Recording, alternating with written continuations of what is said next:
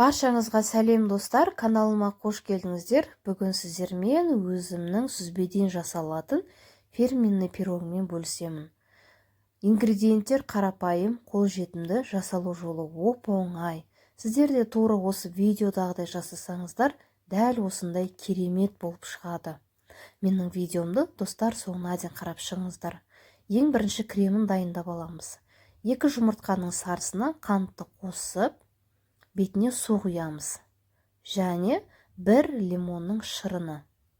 Қантымыз ерігенше араластырып аламыз.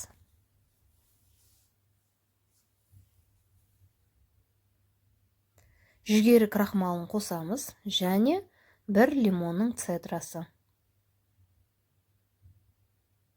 Үзбей араластырамыз және баяу отқа қойып, осылай үзбей араластырып қайнатасыздар. Кремдеріңіз осылай қоюлану қажет. Сары майды қосып, ергенше үзбей араластырып тұрасыздар.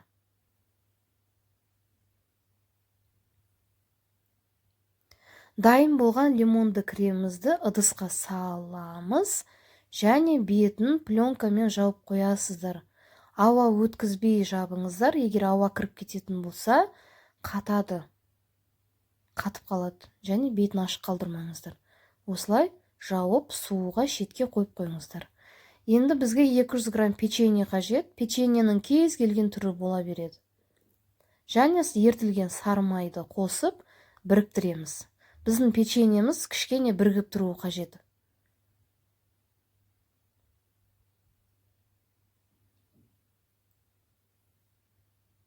Міне осылай басқан кезде бірігуі қажет. Біркелкі болып. Енді формамызға саламыз. Менің формамның диаметрі 22 сантиметр.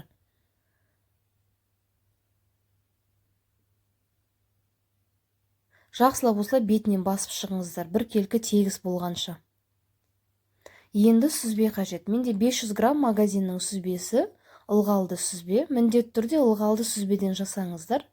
Және 1 шай қасық ваниль қанты және 150 грамм қант. Жаңағы қалған 2 жұмыртқаның ағуызы және 1 жұмыртқа қосамыз. Жақсылап блендермен еземіз. Біркелкі масса болғанша езесіздер үзбей.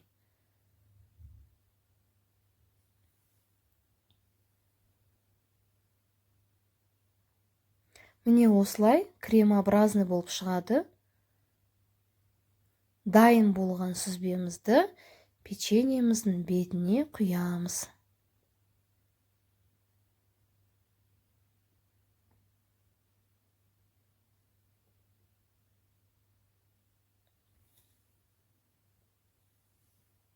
Бетін әдемелеп, біркелкі болғанша тегістейміз. Осылай тегістеп, енді 200 градуста 30-35 минутта пісіресіздер. Сіздер өздеріңіздің пештеріңізге ориентир жасаңыздар, әркімде пеш әртүрлі піседі. Енді дайын болған пирогымызды кішкене суытып аламыз.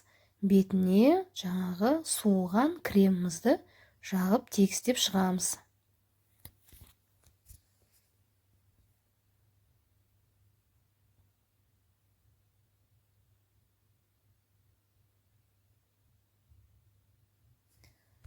Менікі лимонды крем.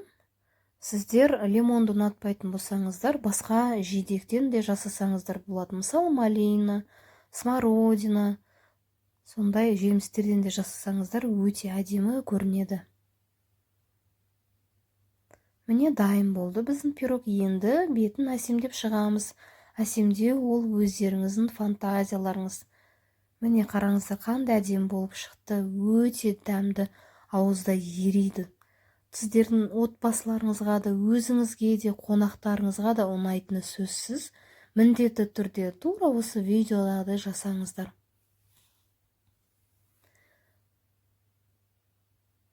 Достар, менің каналыма тіркелмеген болсаңыздар, тіркеліп, лайк басып, пікірлеріңізді қалдыра кетіңіздер. Және менен қандай видео күтесіздер, соны да жазып қойсаңыздар болады. Менімен бірге болғандарыңызға үлкен рахмет. Көріскенше достар.